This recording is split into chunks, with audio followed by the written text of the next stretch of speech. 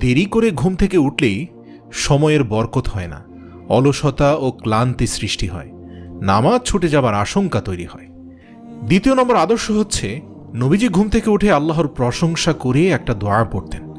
হুযায়ফা রাদিয়াল্লাহু তাআলা আনহু বলেন, নবীজি ঘুম থেকে উঠে পড়তেন, আলহামদুলিল্লাহিল্লাযী আহইয়ানা বা'দামা আমাতানা ওয়া ইলাইহিন নুশুর। অর্থ, সব প্রশংসা ওই আল্লাহর জন্য যিনি মৃত্যুর পর আমাদের জীবন দান করেছেন এবং তার দিকেই আমাদের পুনরুত্থান। সুবহানাল্লাহ। বুখারী ৬৩১২ নম্বর হাদিস। বস্তুত ঘুম কিছুটা সাময়িক মৃত্যুর মতোই। এই সাময়িক মৃত্যুর পর আবার স্বাভাবিক জীবনে ফিরে আসতে পেরে আল্লাহর কৃতজ্ঞতা প্রকাশ করা উচিত। ৩ নম্বর আদর্শ হচ্ছে তেলাওয়াত। ঘুম থেকে উঠে সূরা আল ইমরানের শেষ রুকু তেলাওয়াত করা নবীজি সাল্লাল্লাহু আলাইহি ওয়াসাল্লামের একটি অন্যতম